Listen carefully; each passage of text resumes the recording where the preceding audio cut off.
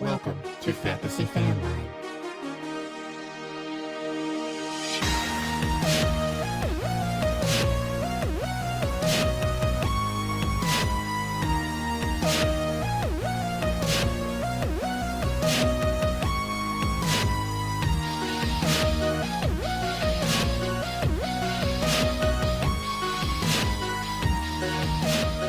Hello, everybody. Welcome back to Fantasy Fanline, the only fantasy football call-in show, putting you on the air with industry experts every week. I'm your host, Greg Scalera. It is good to be back. We had a unplanned week off last week, but we are rejoining each other here in week 8. I can't believe it's week 8 already.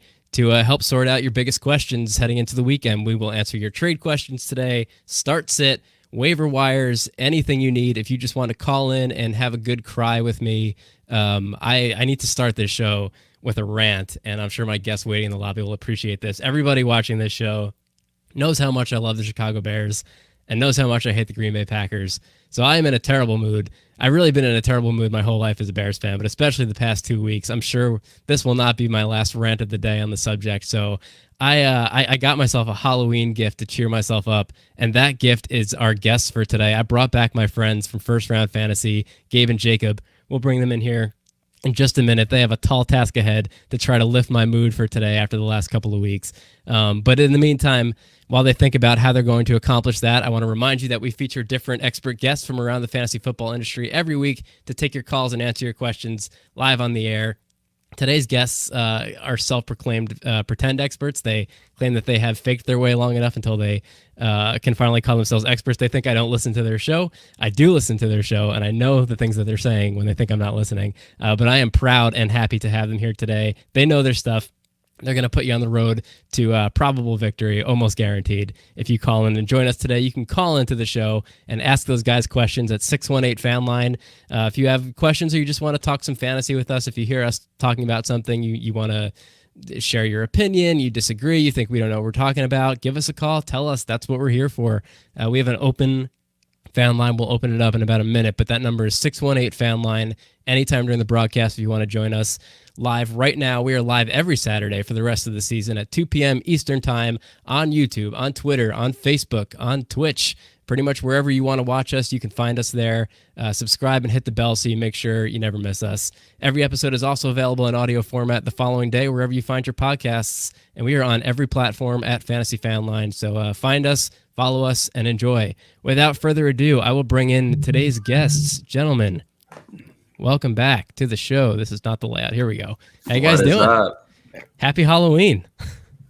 I am so happy that you just make me smile, man. And we're here to, I understand you're a Bears fan. You've had a rough couple of weeks. We understand that, Oh, my dude. God, dude. There are my God. plenty of Justin Fields owners out there that sympathize with you, like myself. And they're not Bears fans. So we're right there with you, man. It's First been of a all, tough road for them. On behalf of Chicago, I apologize for Justin Fields' fantasy performance thus far in the season. There were people who believed he'd be a long-term project. There were people who thought he would come in and light it up right out of the gate. I fell somewhere in the middle. I think it's important to remember how difficult it is to produce in bad situations with bad play callers, which is what I believe Matt Nagy is. And he is supposedly out with COVID. I think it's possible that somebody kneecapped him on the streets of Chicago. But the story they're going with is COVID-19. We'll see if things improve this week without him. Wouldn't that be a real eye-opener if it did, though? That'd be pretty darn cool if Fields comes out, throws for 240 and 2 with 60 rushing yards to add.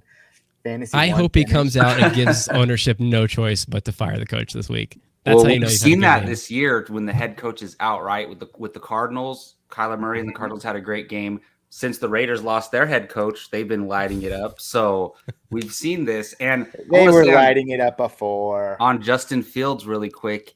Look, I think going into the season, he was and I'm talking one quarterback leagues, right? He was put him on your bench, wait until possibly he becomes a starter. He was always a dart throw for this year in one quarterback league. So I don't think people should be too upset. As a Bears fan, you can be upset about everything that's going on for sure. But I think we just got to be patient with Justin Fields. He'll be a QB fantasy starter before we know it. I agree. And as far as, long-term projects go, I think he'll be fine. As far as the Bears' production this year, and part of the frustration, if you think back 2 weeks, like not only did we lose to the Packers 2 weeks ago, this is the first time the listenership is hearing from me since that happened. I'm sure I would have had a lot to say if I came on the air right after that. But last week we suffered one of the worst losses I've ever seen to the Tampa Bay Buccaneers. And like I knew it was going to be bad, but oh my God, dude. Defending Super Bowl champions who we beat last year, mind you. I didn't expect to lose by 35 and put up nothing. It's so as far as weird the Packers go, like go ahead, Khalil Jacob. Herbert is maybe the one silver lining right now, the running back, rookie running so back. good. And it's weird because that game script didn't, you wouldn't think that he was going to put up a good game against the Bucs, who have not let anybody run against them this year. And he did. And that was just surprising to me. The beauty of live sports, fantasy football, and the reason why I never bet on any one single game is you just never know. You can have everything lined up, and the data is all going to suggest one thing, then they go out and they do the opposite. Exactly. As far as Herbert goes, I know you guys have been talking about him a little bit on your show, trying to kind of speculate what that backfield is going to look like once David Montgomery comes back. I think if you're rostering Montgomery right now, I'm not worried. I think it takes Williams out of the equation as the middleman. Herbert has completely leapfrogged him. I think he'll get a piece of the pie when Montgomery comes back, but more of a change of pace guy. I just think that's how Nagy runs that offense. He's going to have a guy who's the guy. This isn't the days of old with Tariq Cohen on the field, 33% of the time. That's just not how that offense operates. So Herbert's great. He's going to be stuck in a situation for a couple of years behind a great running back in Montgomery. It is what it is for Dynasty, but I think if I'm a Montgomery manager, which I wish I was, I didn't really get him anywhere. I'm not panicking. I actually 100% agree with that. That's the right take right there. Thank you. I knew you'd agree with it because I heard you say a similar thing on your show, which was what gave me the confidence to say it on the air and not be disagreed with. No one ever repeats what I say on the show because I think I'm just like the Stephen A. Smith at this point, man. Everything that comes out of my mouth is just way too outlandish. Gabe, dude, whatever you got to tell yourself to sleep at night. If you want to comp yourself to Stephen A. Smith, and that's why nobody repeats you. I know. He tries to diss himself, but gives him a huge compliment. But no, Gabe, one of the most accomplished sports journalists. You're our main host, Gabe, man. That's not an easy job to do. Absolutely. Guys, as far as the Packers go, listen, I've been a Bears fan a long time. I've watched a lot of years of Packers just pooping all over us, and not just directly in Packers versus Bears games, but every opportunity in my life personally that Aaron Rodgers has had to lay a deuce on me, whether it's, against the defense that I'm starting in my lineup, or if I'm going against him and he's, not been great, that's the week that he decides to light it up. Aaron Rodgers, he just lines it all up to make my life miserable. I know he does, and I know he's listening to this show and is agreeing with me right now. Aaron Rodgers, if you're listening, turn off my show. You're not allowed here. Well, we know he pays attention to media, so I wouldn't be surprised if he's watching like these lower level shows and like. Oh my God, dude! If I got an email tomorrow from Aaron Rodgers' agent saying, "Listen, he wants to come on your show. It's going to bring thousands of new listeners, thousands of eyeballs. There's nobody watching this show right now. If Rodgers came on next week, it would be like 30,000 people. I would tell him to take a hike. I am not interested. You can keep your blood money, keep your listeners. Man. You can generously point them in our direction. We'll take them. Okay, I don't great. like the guy. We'll take him though. Well, enjoy your last day on my show today, guys. No, in all seriousness, we'll get into the Thursday night game, but I was watching it and I was texting a buddy of mine who's a Cardinals fan, and that game was a roller coaster for them. And, conveniently, Packers luck, the Cardinals undefeated this year, all of a sudden just got space jammed and forgot how to play football. Little aliens came and took their powers, and they looked awful, but they almost pulled it off at the last second. My buddy was texting me. He was like, "Here we go. Cardinals are about to pull it out." I was like, "Dude, something's going to happen. Something stupid's going to happen that you've never seen before," because that's what always happens with Aaron Rodgers. The last second of the game, either one of his receivers, just blown coverage, Randall Cobb just jogging 50 yards down the field to knock the Bears out of the playoffs 5 years ago. Not that I'm bitter about that. And lo and behold, AJ Green just retires mid-play. And I just... Every time I think I've seen it all with the Packers, I haven't. I'm sorry. I have to get that out of my system. We'll break down the actual game later, but what a time to be alive, guys. I think one of the memes funny, out there. yeah. One of the memes out there that AJ Green play was when your controller dies. Oh my God, that was the best one. Or I think it was like when you lag out playing Madden. And that's so good. It was a really wonky play, man. And I think Kyler Murray went into that second half with like 3 fantasy points. And I think he hadn't even cracked like 70 yards. And it just looked really weird and discombobulated. Picked it up a little bit in the second half, but when you're not going to get any touchdowns like he's been getting, and you're not going to get help on the rushing ground, I mean, I'm a Kyler Murray owner myself, and 11 fantasy points isn't going to help me this week when he was projected to get 31. Yeah, it was a completely typical Packers game from a narrative standpoint, right? They go into Arizona against the undefeated Cardinals. They have no wide receivers, so of course they're going to win anyway. I knew that was coming. I should have put money on it because, we had a game against them last year where we knocked out Rodgers early on in the game, injured his arm. Bears took a 20-point lead. Going into the second half, my wife was like, "Oh, are you excited? It's looking good." I was like, "No, I'm actually more angry now because I know he's going to come back with one arm dangling out of his shoulder blade in the second half and beat us anyway because that's what he does." And these things just line up to make him look more heroic. And that's, of course, what happens. So let's just, while we're on the subject, let's just go right into the Thursday night breakdown so I can get this out of my system, and then we can talk about Halloween costumes and candy for the rest of the show and whatever you guys want. So Packers 24, Cardinals 21, Thursday night football. Literally no wide receivers for the Packers, but Randall Cobb, he gets it done. I think he scored 2 touchdowns. I know he scored 2 touchdowns because I was playing against him because that's how my life works with the Green Bay Packers. Guys, any major takeaways you want to bring from this game besides the fact that, A.J. Dillon, 16 for 78 on the ground, Aaron Jones, usual 15 carries, 59 and a touchdown. It was all about the running game. They got it done. What jumped out at you from this game that you want to discuss? I'll start. If we're starting specifically about the running game, if we're starting with the running game specifically, I would much rather talk about the other side of the ball. Please, God. When we came on this show prior to week 1, I was a huge Chase Edmonds advocate. Now, he's been fairly consistent throughout the year thus far, but he's put up modest RB2 numbers. And he scored his first touchdown in week 8. Yes. Welcome to the scoreboard, Chase Edmonds. Yes. But to the T, though, James Conner. Like, I don't know what you want to do. You want to start him every week hoping that he gets a touchdown? Like, not on really. Thursday, he got 2. And five carries, 2 touchdowns. What do you think? How sustainable is that? Definition of a vulture. Definition of a vulture. And it just cripples Edmonds' value.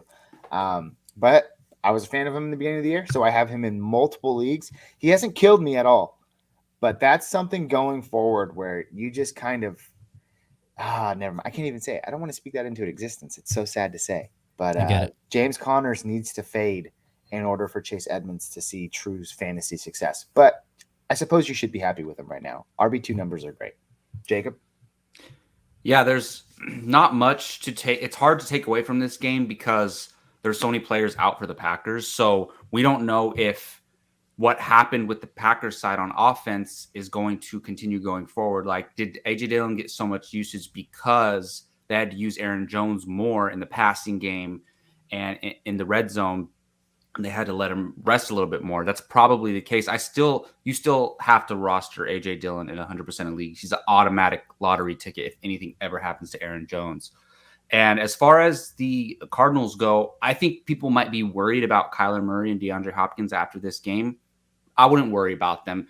Look, we know Hopkins every week he's questionable. Mm-hmm. He doesn't practice, and then he plays.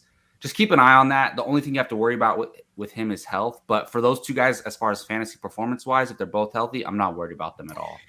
Jacob, sidebar, how are you feeling about that trade that we made earlier in the year, one of the leagues that we play in, where I shipped off DeAndre Hopkins and you gave me Eckler and T. Higgins?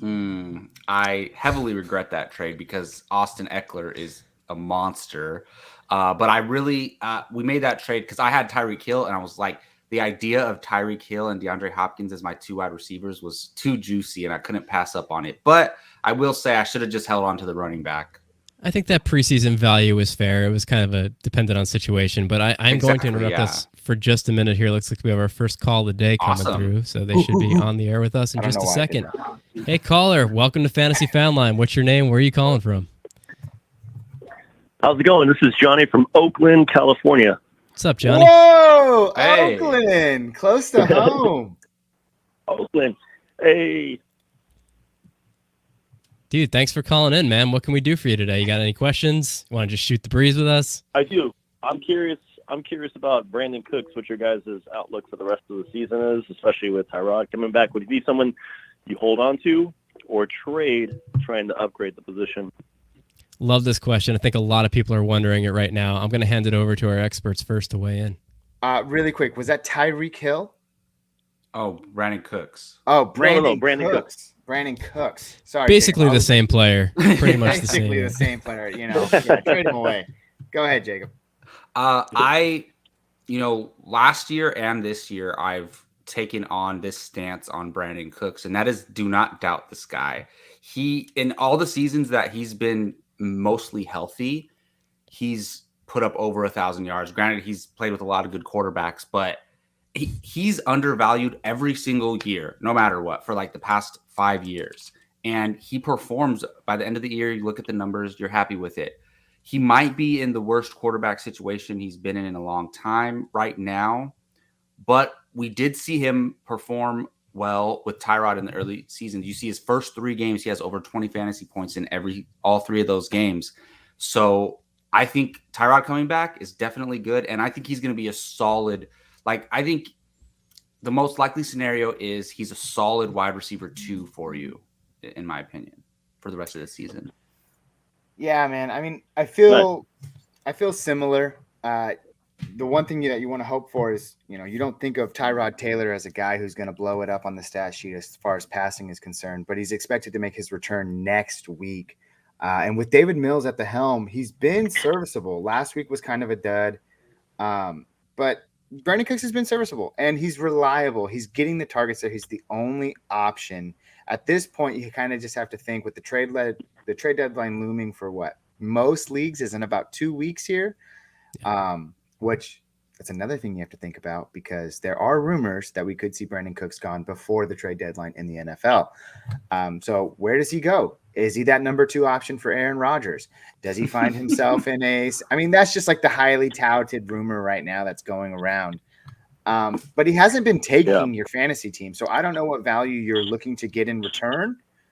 If you had an ideal guy that you were thinking of, maybe we could better assess it. But I think you'd hold on to him with the hopes that Tyrod Taylor comes back. And this team is awful, but he's the only guy getting targets. 13 targets, 11, 14. And then the last couple of weeks, 5 and 7, not too good. But, he's been consistent none the least. Yeah. And this is his floor, right? Yes. It's not going to get any worse than exactly, this. Yeah. And with the starting quarterback coming back, it's only going to get better. Caller, when you say you're thinking of upgrading the position, is he your wide receiver 3, or is he a flex guy for you right now?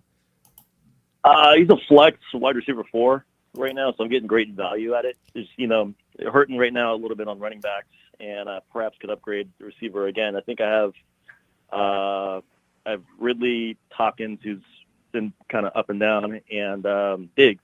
So he's kind of fitting into that flex role. He's been doing well, right? So I'm just not sure. This week he has the Rams. He probably will have another weekend, and after that, hopefully he does really well. So that's why I was saying get him while his value is high or semi-high, that is right? Such a stacked wide receiver corpse on paper. You drafted the all-team wide receiver corpse who you probably poured a lot of draft capital into, but they haven't really been blowing you away. I expect better things ahead for Calvin Ridley. And we'll probably talk about that a little bit later. There's a question in here about some potential buy low guys on wide receivers with upside. Really quick, your name escapes me, but you mentioned that he has Los Angeles Rams. They're not the defense they have been of the past. Teams have been able to score on them.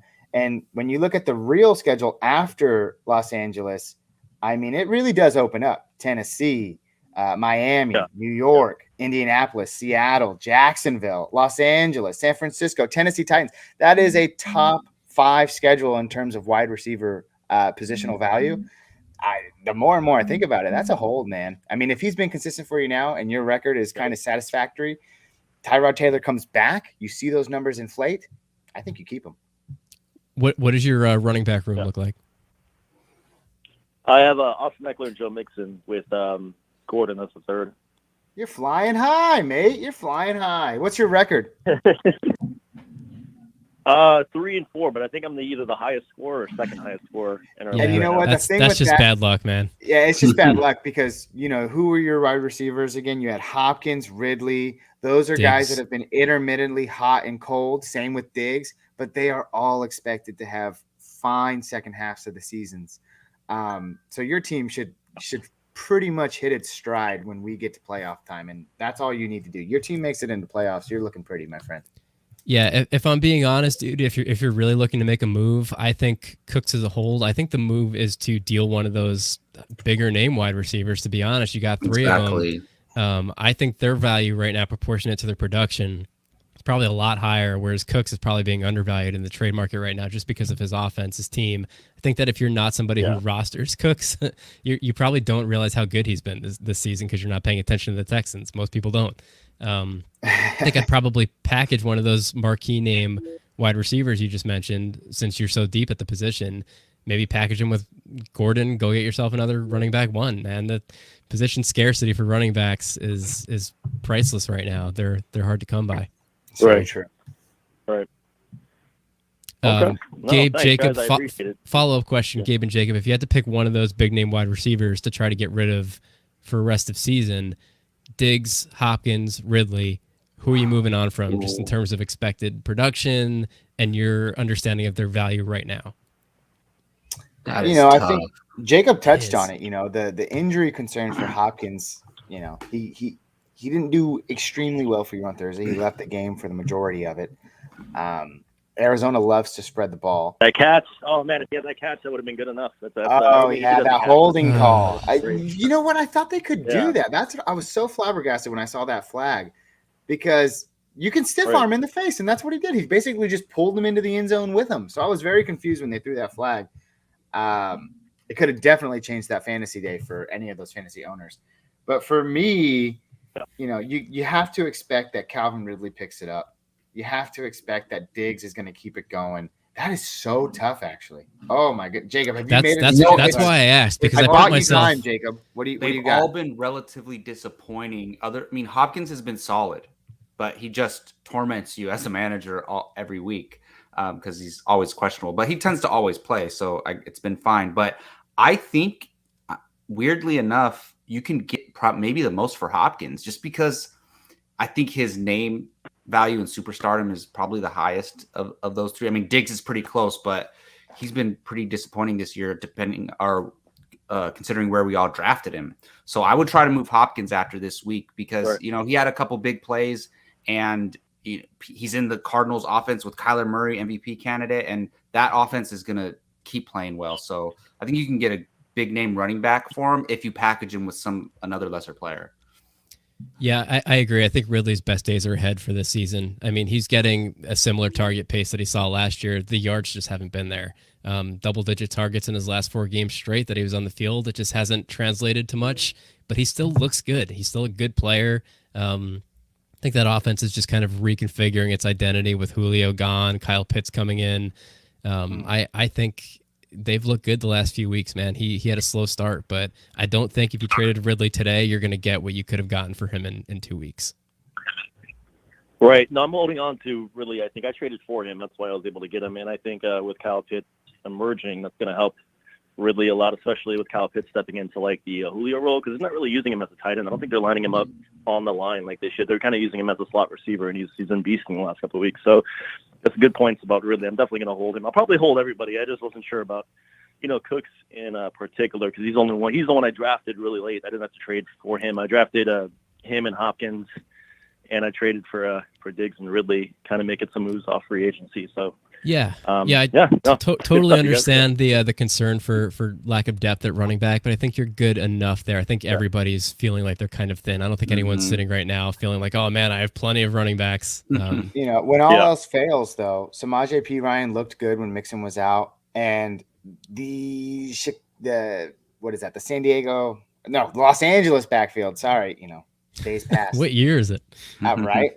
That's a little harder to figure out. But, I mean, as long as you get yourself a good handcuff, you have 2 good running backs right now. And sometimes people get overly concerned about running back depth. But because that position is so scarce, they often overlook the handcuff themselves. people think about Tony Pollard and, Madison as being like these cream of the crop guys, but anybody is a handcuff. So if it's that scarce, 10 or 12 man league and it's that scarce, a handcuff should be just fine.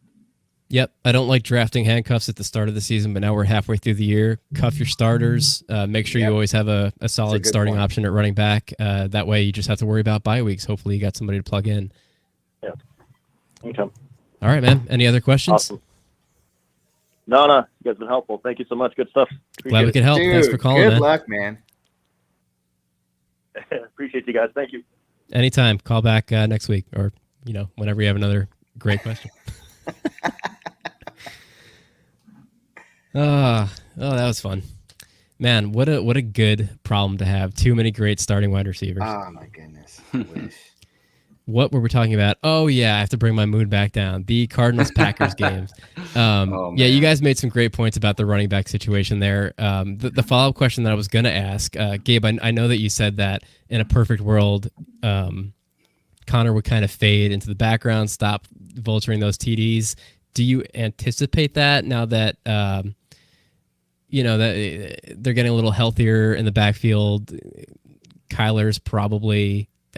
he was banged up at the end of that game. I don't think I saw any news on that. Is he okay? Yeah, they did see him in a walking boot after the game. But they have 10 days until their next Sunday matchup, so I think he should be fine. Yeah, but no, man, that unless Connor gets hurt, which I never like to see happen. I'm not one of those guys that's an ill will person. But nothing truly changes in that backfield unless Connor goes down, and that's not going to happen, which means you're just going to be kind of riding that safe 5 targets, 4 catches, hope he does something with them with Edmonds, and he's going to get his 7 to 8 carries on the ground. But, I mean, he's been running the ball better than James Conner. His yards per carry is higher. It's just they don't give him the ball on the goal line. So he's always been that guy, high efficiency, low volume. And I think coming into this year, the hope during draft season was that the volume part of that would change, but it hasn't really. Guys, we have caller number 2 waiting in the wings here, so I'm going to bring them in. We're just never going to finish this game. This is our listener base trying to save me from thinking about the Packers. I appreciate you all. I'm here for you. You're here for me. Caller, welcome to Fantasy Fanline. You are on the air. What's your name? Where are you calling from? How you guys doing, man? My name's Joseph. I'm from Sacramento, California. What's happening, Joseph? Welcome to the show. Long-time listener, long-time participant, first-time caller. Excellent. Happy to have you on the air, dude. Well, thank you. I got a quick question for you guys. I'm heading into this week. I got a tough matchup, and I'm debating between Javonte Williams or Antonio Gibson, and Gibson has been killing me, so I'm slightly leaning towards Javonte, and I wanted to get your guys' take on it. Joe, who does Javonte play this week? I've got to go in there and Washington check. football team. Oh, they play each there other? You go. Yes, sir. Oof. Wow. So I think Jacob, we talked about this in length the other day, specifically about Gibson. So based off of that conversation, I'm suggesting that you're leaning towards Javonte Williams. He is getting the passing work. Joe, is this a PPR league? It is, and I'm actually going against Jacob, guys. So we'll take both yours opinion, and Jacob can hold the phone. Yeah, so we're gonna give the mic over to Gabe to answer this question in the interest of fairness. Jacob, what do you want me to say? No, I'll give an unbiased answer really quick. I think we know Gibson is going to play now. When I talked about it yesterday, he was still questionable. So I think that he's definitely when it really comes down to it, I think you got to go Gibson, to be honest. I was pivoting to other options, like maybe I would start Darrell Williams over both of them if I had him. But when it comes, Javonte still hasn't fully taken the role yet, and we know Gibson can pop off for any big play anytime. So for that one, I would go Gibson, but don't listen to me. That is good, unbiased advice. And I will tell you, I was debating, and Gibson had 14 attempts even on his injury last week, and Williams only got 4 attempts rushing, if I'm not mistaken. He did most of his work in the pass game and on a touchdown, so I thought it was a bit of a risky play still. That is correct. 4 rushes for 20 yards against the Browns last week, but 7 targets, 6 receptions for 32 and a touchdown. I mean, that's kind of what you're hoping for with Javonte at this point. But, all those things sound inconsistent, sound impossible to rely on as sticky metrics, but they keep happening. And I think that's just because he is a really, really good running back. It is just not his time yet in Denver, and it is Gibson's time. I'm betting on the volume. I would play Gibson, but I think it's closer than it would probably sound to anyone who hasn't been paying attention to both of those situations. I love Javonte moving forward rest of season. I do think talent will win out there. I think, Melvin Gordon's a fine running back. I think Javonte Williams at this point in his career is better and is going to win that role before the end of the year, but not this week. Yeah, I think at the end of the day, Joe, oh, go ahead, Joe. I was going to tell that gentleman I could not agree more. Javonte is going to be the stud there. It's just a matter of when, not if. Yeah, it's happening. He's one of my favorite buy lows right now. I tried in every league I was in to get him, but everybody who plays in my leagues also listens to my show, so they know how I feel about him, and I did not get him anywhere. So congratulations for already rostering him, Joe. Well, do you guys need me to get off the phone, or can I ask another question? You're good, man. We have nobody else lined up.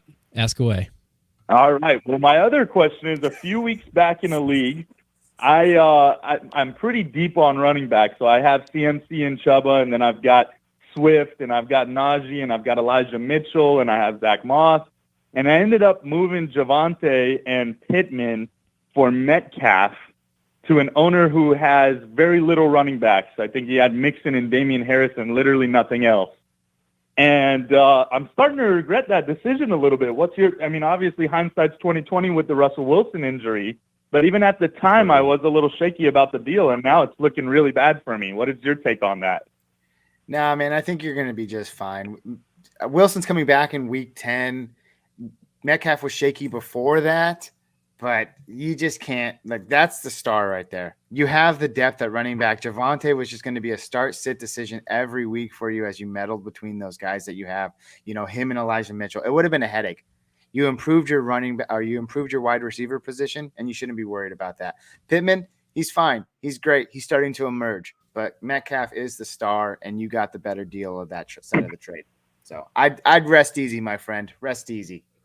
No, Jacob, I get it. Weigh in on that? In a vacuum, it looks like maybe the value overall is leaning on the Javonte and Michael Pittman side because they've both been performing recently. But you listed the rest of your roster, and it seems like you probably wouldn't have been starting either of those guys. Yeah, based on the rest of your roster. Yeah. So to me, it's all about how can you put out the best starting lineup every week, and I think you having Metcalf allows you to do that. So while it seems like it, like if you were hurting at running back, then I would maybe regret it, but you don't seem to be.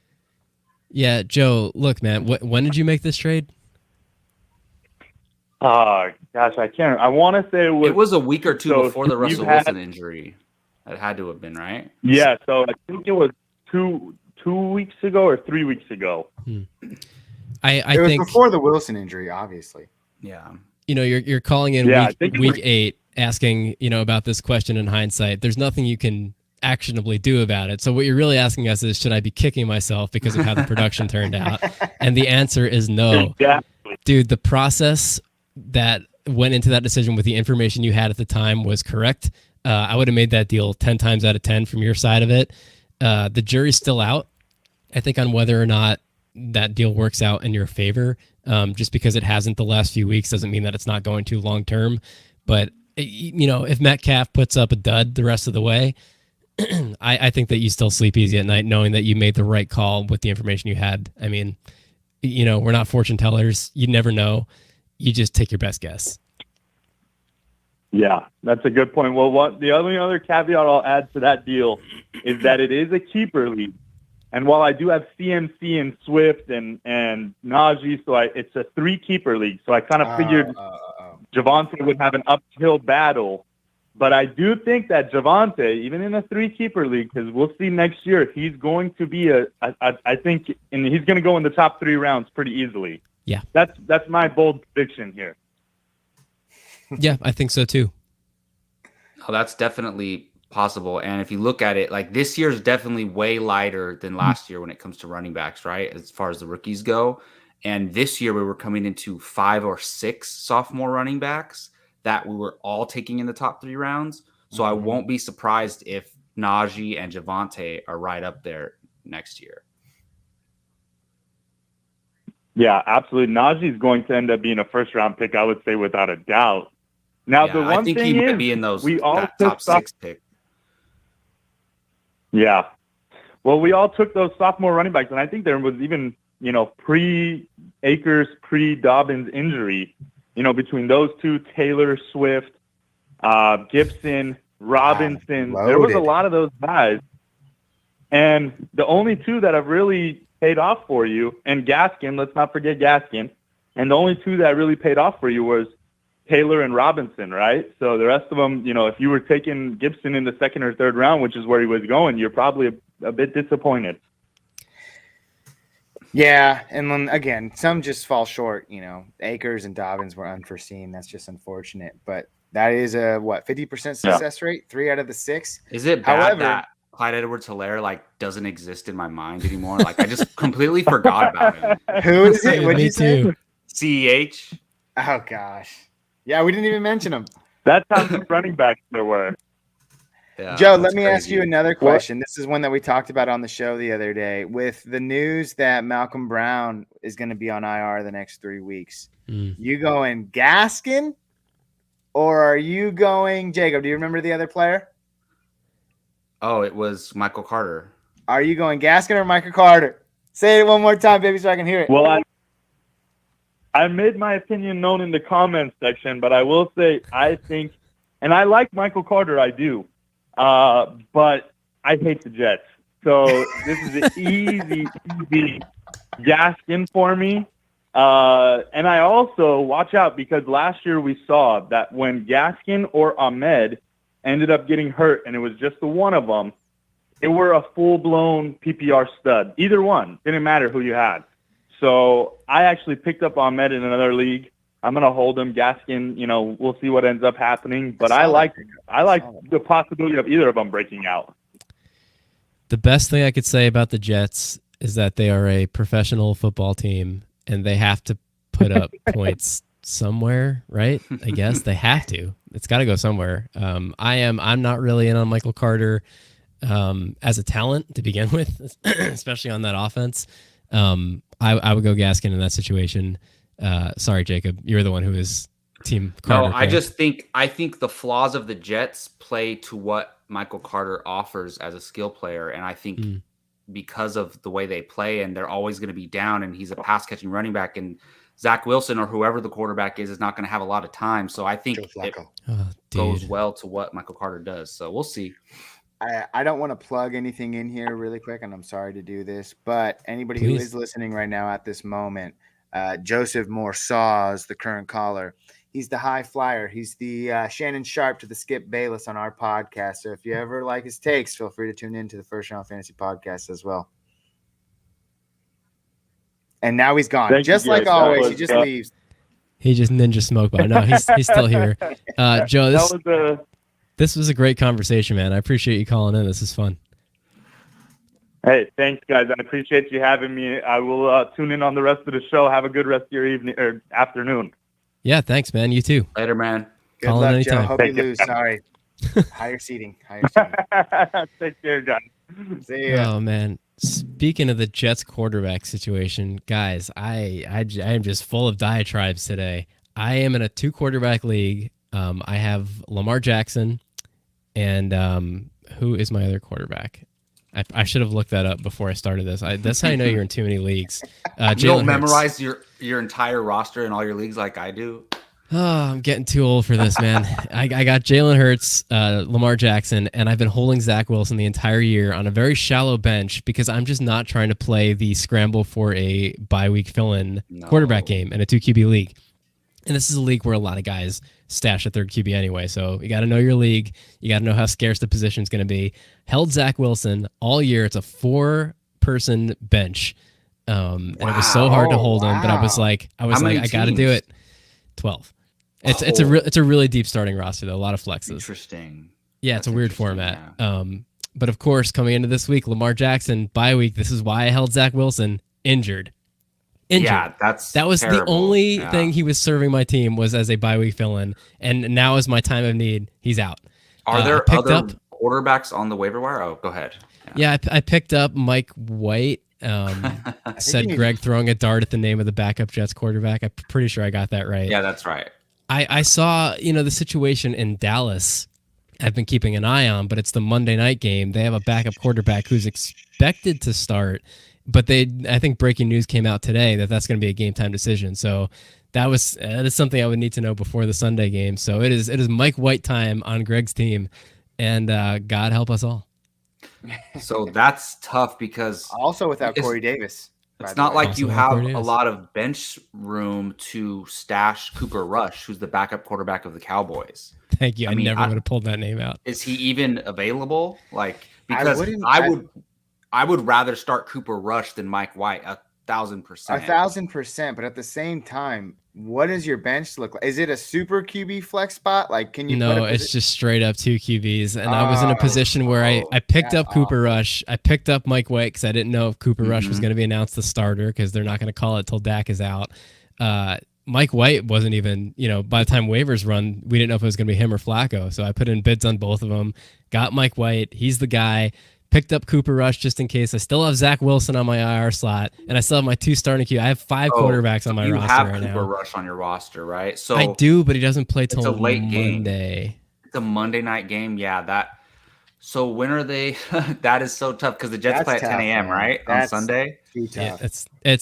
it's either 10 or 1, but it's before Yeah, the morning the, game. You It- can't- Yeah, so I bank gotta on drop Cooper Rush. But if Yeah, anyone you out can't. there is in a similar situation, you have my sympathies. Hopefully It's they just- announce Dak's status soon. Like, I mean, yeah, you hope they do it soon, but if he enters Sunday morning with the questionable tag still, Yeah, no, beat reporters came out today and said it's going to be a game time decision right up until that Yeah, evening. So yeah. you can't really Uh, afford to wait. That's No. And this is a redraft, right? it is a redraft. Yeah, Okay. I'm not really that worried about it. I'm 6-1, but it's more the principle of it. Yeah. if it makes you feel any sucks. better, Greg, according to Dak Prescott, he wants to play. Okay, The all decision right. is not up to him; it's up to the. You know what, bettors. man? That is half the Brought battle. to you by Mind over ESPN. matter. Mind over matter. That's it. Dak's a tough dude. If anyone could do it, he can. Listen, I'm done with the Thursday night game. I'm done talking about starting the backup quarterback on my team. Enough things that are going to put me in a bad mood. Before we transition here, what are you guys being for Halloween? I need something to make me feel better. Oh, well, usually we have a Halloween party every year, but Jacob, did you end up going? Because I remember did, yes. I did not end up going. So, Jacob, what were you for Halloween this year? So Wait, to clarify, is this a first round fantasy Halloween party or just like a local? it should be. I mean, Yeah. most of the guys we all play in the same. So every fantasy year, at league. least one of our buddies hosts a pretty big Halloween party, like 20 to 25, 30 people, and we get together, everybody dresses We're up. old now. That's a lot. Sure, Yeah, sure. I was a police officer for Halloween. Officer Jacob reporting Yeah. for duty. So look, man, I either like plan my costume way ahead of time and buy all the stuff and make it really cool, or I just go buy something totally random last minute. And this was a totally random one last You minute. just phoned it in. My girlfriend was a prisoner, like a inmate. Yeah, So you guys in your couple costumes. I was a Oh, police man. officer, but it was funny because if you think about it, other than like the initial arrest, a regular police officer and a prison inmate would never interact. No, And not especially much. not when they're in their inmate suit. Oh, I So see. You have So you that should have one- been a prison guard. Yeah, right? exactly. Prison guard. But I don't think they had prison guard costumes. Well, you'll always have that one special memory of the arrest together. Exactly. That's all. Yeah. Dude, whatever makes you guys happy. Gabe, what's your plan? First of all, before I continue here, I got a message from Gabe last night. I think it was in the middle of the night last night, telling me that he needs to end this show abruptly at 3 p.m. today because, Gabe, please share this because, like I said to you, this is my favorite reason anybody has ever given me for anything, ever, period. It's 100% a true reason, man. And when you don't have any kids and you have a dog, you surround your life with your dog. And we have a costume contest, a owner slash dog costume contest in our town. That's cool. So we're gonna head on out. We're gonna be pumpkins. I know it's not the best costume, but no, it is the best when it's a dog, dude. I fully we had a expect better pictures. one though. We're going to a Halloween party tonight, me and my fiance, and ours is a little bit more themed. I was going to be Mark Davis with my little bun.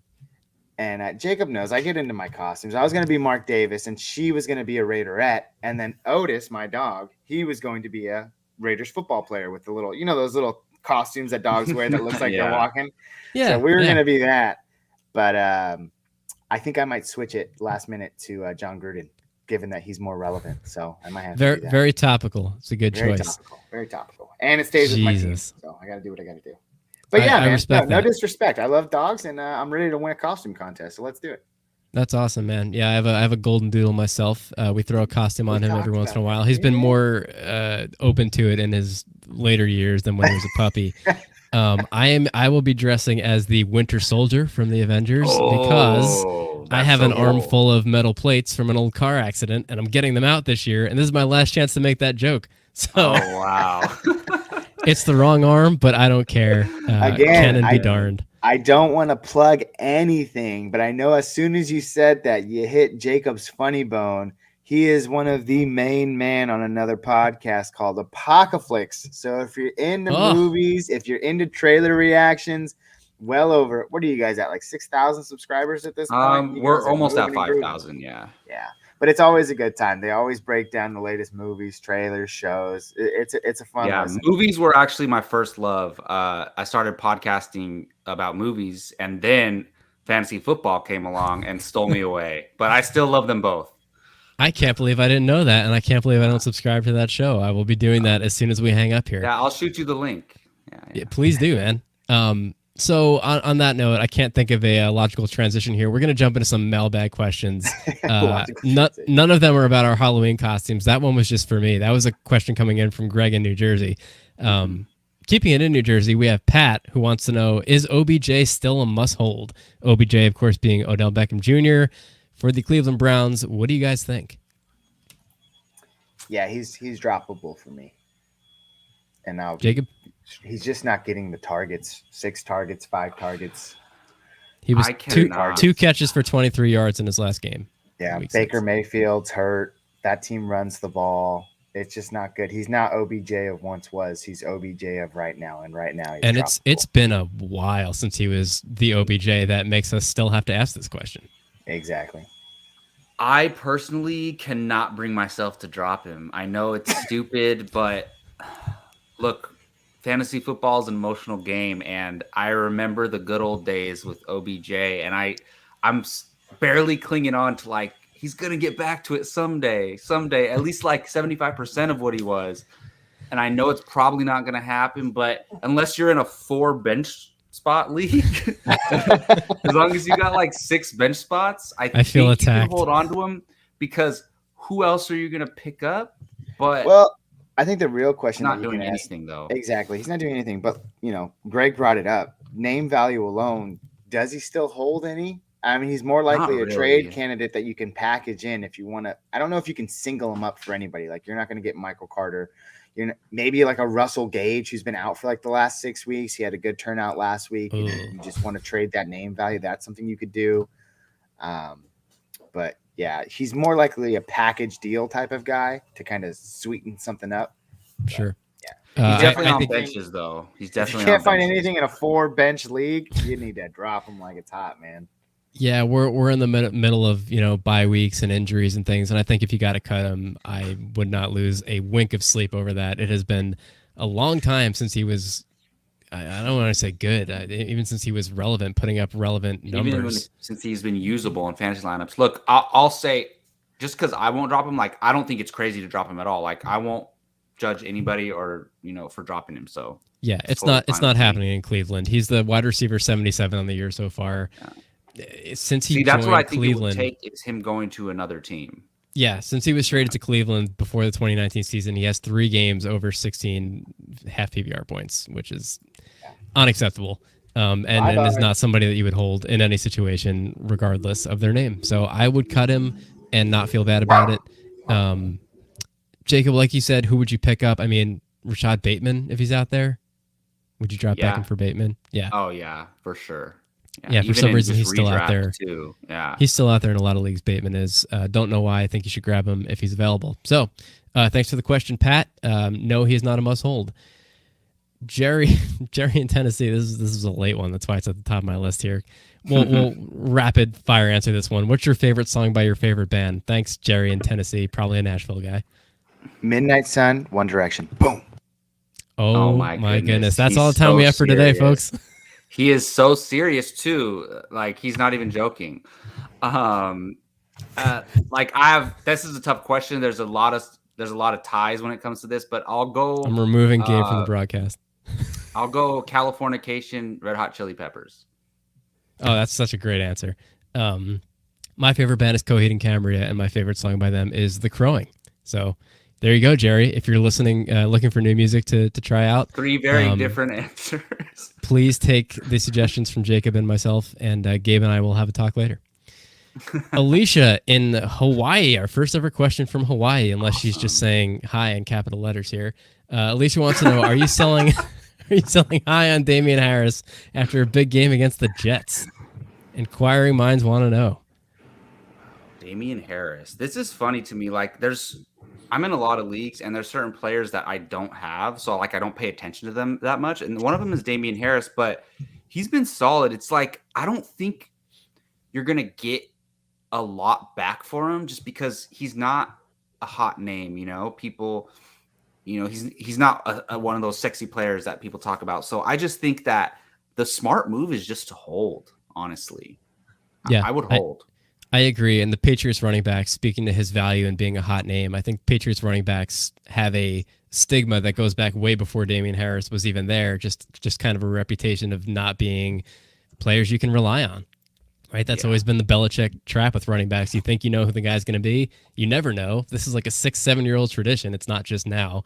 Damian Harris, I think, is kind of starting to buck that trend a little bit, just his usage patterns this year and even back to last year when he's been healthy and on the field.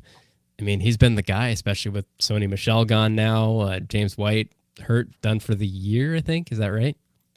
Mm-hmm. Yeah, Brendan Bolden's the pass catcher over there. I think Damian Harris is going to get as many carries as he can kind of. I don't know what they're doing with Ramondre Stevenson. He's inactive, healthy scratch. Then he's active. He has a really good game, and then he's a healthy scratch again the next week. Bill Belichick, man, he tormented me. That's always been the headache that is New England backfield, But yeah, the name isn't sexy, and for a lot of people out there, they're not going to like that because of that sole reason. He's getting volume, he's getting touches, even. The dreaded fumble just a couple of weeks ago. Bill Belichick is widely known that when you fumble, you are done. They kept him in there. 2 straight games over 100 yards. The schedule, Los Angeles is runnable. Carolina's kind of stingy, but Cleveland's runnable. I mean, it doesn't get any better, but it doesn't get any worse. So I think you're just going to keep getting what you get from Damian Harris, and you got to hope for touchdowns. And he's getting the goal line opportunities. So he's a hold for me. Yeah, I mean, there's a world where he disappears in those games where they're not expected to lead. But, I mean, 2 of his last 3 games were Jets and Texans, which you'd expect him to touch the ball a lot, and he did. But he also touched the ball a lot against Dallas, and I don't think anybody favored the Patriots in that game. So I think that he's going to be a little more game script resistant than people expect. I would hold on to him, ride the wave. I think he's going to be good rest of the way, especially since Stevenson does not look to be taking the L anytime soon. So yeah, and his 2 duds were against really good run defenses, Tampa Bay and New Orleans. So back-to-back weeks. Good question, Alicia. I understand it. I understand the timing. The Jets are the worst, but I don't think that this is a 1-week thing. I think it's a pattern. Enjoy the weather in Hawaii. Darren in North Carolina. I spent up on great running backs, but missed all my late wide receiver shots. Who can I buy low right now for wide receiver 1 or 2 upside? We'll take one from each of you since we're getting close to the 3 o'clock mark here in New Jersey, Eastern time. I'll make mine quick. That's Keenan Allen, wide receiver for the great answer. Los Angeles Chargers. People are not happy with him, but this is a track record. It's not like it's a one-time thing. Keenan Allen has gone on spurts where he's been disappearing for literally weeks at a time. And then he comes on and he has a tremendous second half of the season. He started the season hot, then faded second half of the season. This is just what you get to expect from Keenan Allen year in and year out. You look at it every single year, the last 3 years, it's been a tale of two halves. So we're nearing the second half of this season. I look to take on Keenan Allen on low name value. And you can probably take advantage of him. You can get it from him pretty cheap. So I would target Keenan Allen for sure. Love it. Jacob, what do you think? I'm going to go with DJ Moore of the Carolina Panthers. This man started off on absolute fire, like looking like he's going to finish like a top 5 wide receiver. And he's fell off a little bit, but even falling off, he's getting 7, 13, 10 targets. And look, we know Sam Darnold has not been playing well. And I'm going to just believe that they're going to get back on the right track. And I actually think this game against Atlanta is going to be huge. So if you can pull off a trade before tomorrow, and because in our leagues, what we do, Gabe and I, in most of our leagues, we do commissioner push trades. So like, as long as the commissioner and like we use like a committee to where make sure the trade is fair, and then we push it right away instantly. So if you're in a league where you can push the trade instantly, I would try to trade for DJ Moore before tomorrow. Yeah, I don't think I play in any leagues with actual veto review periods anymore. Yeah, it's terrible. Instant trade is the way to go if you trust your league mates to be able to run their own teams. Of course. Great answers. I'm going to rapid throw out a couple of my answers without much analysis because we are running low on time. But if you're looking for other names, we talked about Calvin Ridley a little bit. He hasn't been what you hoped when you drafted him. But like I said, double-digit targets in the last 4 games straight. I think the production's coming. He's probably not going to be that top 3 guy that we had hoped he had the upside to be. But he's not going to be what he has been production-wise either. I think he's going to land somewhere in the middle. I think you get him at a discount. Also, like Chris Godwin with Antonio Brown out long-term with an ankle. Tied a season-high 11 targets with him out last week against the Bears, unfortunately. Chase Claypool, A.J. Brown, Tyler Lockett, some other guys to look at situationally. All beautiful picks. Thank you. Jonathan in New York wants to know, how are you ranking Kadarius Toney if he starts this week? And I believe he is starting this week. I think I saw news come out on that today. He's trending. He was doubtful. Now he's got the he was doubtful. Now he's got the questionable tag. And I like that. He practiced Friday, and I believe he practiced again today. That guy is electric, and no one saw it coming. I think former caller Joe probably saw it before any of us. But holy cow, man! Wide receiver week, 1. Gabe, wide receiver 1. Saying. No. 12-team leagues, wide receiver 1. I literally would say that. Yeah. Interesting. I'm gonna go in low end wide receiver 2, but that's still pretty high for a rookie that we did not seem to we did not predict to emerge. He's got Kansas City. Early. Oh, it's a shootout. Daniel Jones is a shootout, man. Kadarius Toney. I'm just gonna go on the safer side, but still, even as wide receiver 2, that's so solid. So Sterling Shepard, game time decision with a hamstring. Kenny Galladay hasn't practiced all week. Galladay and Barkley are already out, so those targets are freed up. Yep. Maybe Shepard, maybe not. Darius Slayton's healthy. Dante Pettis is healthy. John Ross is healthy. Who cares? Evan Ingram is terrible. Dude, Kadarius Toney is a monster, and I think he's going to eat this week. I like him as a if all those other guys who are questionable are out, high-end wide receiver 2 with 1 upside. Roll him out. No regrets this week. Kansas City. Here we go. Love it. Seth in Pennsylvania wants to know, should I trade Calvin Ridley and Pollard for DeAndre Hopkins? Man. I'm laughing because in my notes I wrote, I don't know. So you guys are going to have to. Oh, my goodness. This is a tough question. Look, there's so many questions I want to ask about what the rest of your team is. What's your league like? But we don't have that information. So I'll just go in a vacuum. I wouldn't do it because to me, Ridley can be just as good as Hopkins rest of season. And then you have this lottery ticket Pollard, who, whether or not one of you have Zeke or not, he's still valuable. He's still even possibly a flex option some weeks. So I would hold on to Ridley and Pollard. I would hold as well for all the reasons Jacob just said. Yeah, I think you talked me out of pulling the trigger on that too. I like the Cowboys' run game. I think that's a trend that continues throughout the year. I think their defense is more okay than people were expecting. I don't want to say they're good, but they're not worse in the league like they were last season, which I think is why we saw that ridiculous passing volume to start the year in 2020. That's just not the team that they are this year because they don't have to be. So I think Pollard continues to be relevant. And like I said, I think Ridley's best days are ahead. Hopkins, who knows, probably going to be great, but plenty of question marks in Arizona to prevent me from making this move. So good answer, guys.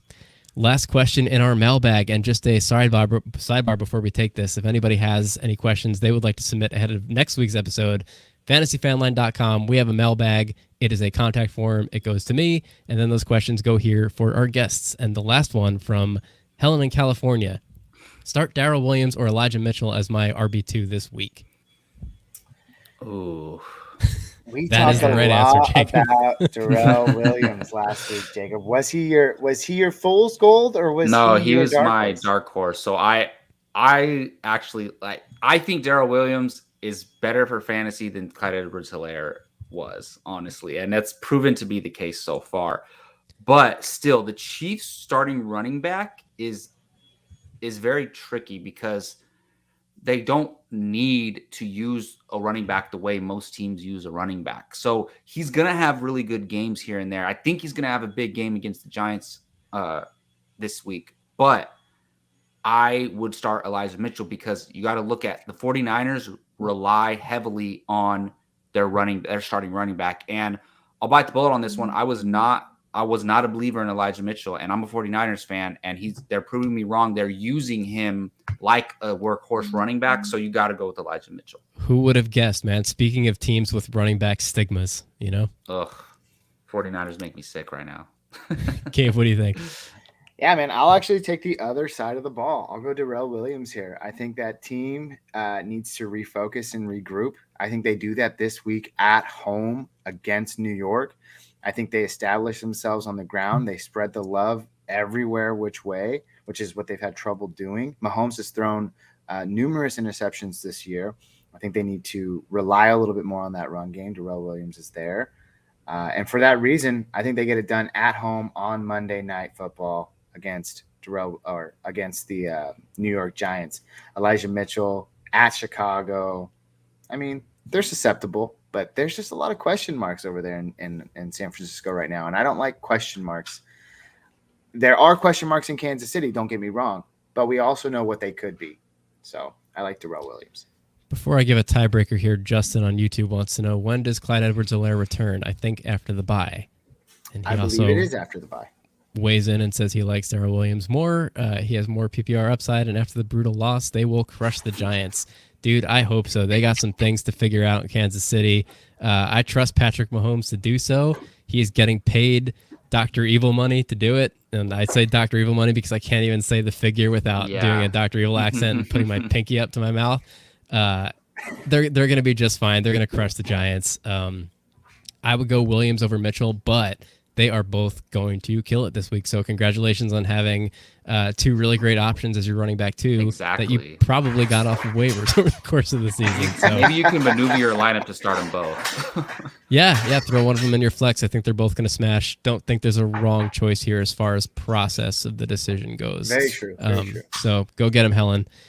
Gentlemen, we are at exactly an hour. Gabe, I know we need to let you go to your dog costume show. It happens like that sometimes. Oh, priorities, man. I respect that. Do you guys want to take a minute here to plug your show and what you've got coming up? Yeah, man. Quick playback to the beginning of the show, man. I love that you listen to our podcast, man. I appreciate you so much, and it's always so much fun coming on here. I want to do it again, so hopefully you'll have us back. And one day we definitely want to have you on our show as well. Everybody I bring on this show, I am a fan of personally. So that's awesome, man. I wouldn't feel right giving information to my listeners that I didn't personally subscribe to. Before I, give our links and everything, have we given you bad advice that you've believed so far this season? Is there anything out there negative that led me astray? Yeah. I don't think so, man. Okay, we'll stop you right there. We're good. Yeah, I'll think on that, and I will tweet it if anything comes to mind. Look, no fantasy analyst is 100% correct ever. I drafted a lot of Chase Edmonds after our first episode, but I was already going to do that anyway, and I think he's been fine. He has not killed any of my teams. So, please tell the people where to find you. Yeah, man, we are First Round Fantasy. We do offer second round advice. You can find us anywhere you listen to your podcast. We are primarily on YouTube, Twitter, Instagram, and Facebook at First Round Fantasy. Come on in and have a good time, man. I think people stress themselves way too much with the analytics of football, when in reality, at the end of the day, you can crunch all the numbers, you can watch every game. 50% luck, 50% strategy, and we're that luck portion. We just love to talk, have a good time. And thank you so much for having us on here today. We also got our Twitter handles down there, Jacob at FRF Sports and at Gabe FRF Sports. And if you subscribe, I'll share the love with you today, Greg. I'll share the love with you today.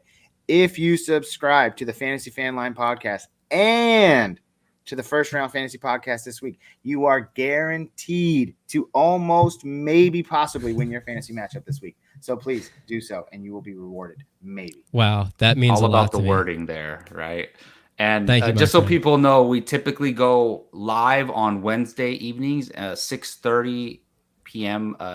Prime. What is it? It's California Prime time. Yeah. Oh, boy. Man. PST. There you go. Yeah, that sounds right. Yes. Guys, this has been a blast. Fantasy football is about fun and conversation. That's why I started this show, and that is why I listen to yours. Thank you as always for joining me, and we'll have you again later this season, no doubt. Guys, they are FRF Football on Twitter. We'll be live every Saturday at 2 p.m. here on Fantasy Fanline rest of the season. We are back next weekend again with another great guest. You can subscribe and stream us live on YouTube, Facebook, Twitter, Twitch, or find us the next day on your favorite podcast platform. Follow us everywhere at Fantasy Fanline and visit our website, fantasyfanline.com, for a full schedule of our upcoming guests and to submit a question to our mailbag if you can't join us live. We're a brand new independent show, so if you liked us, please leave a review, leave a comment, tell a friend, and support us on Patreon. We do have a Patreon with plenty of great perks that will help us keep the phone lines open moving forward. Thank you for tuning in. Gentlemen, thank you for joining me, and we will talk to you next week on Fantasy Fanline. Goodbye, everybody. Gabe, good luck in your costume contest as a pumpkin.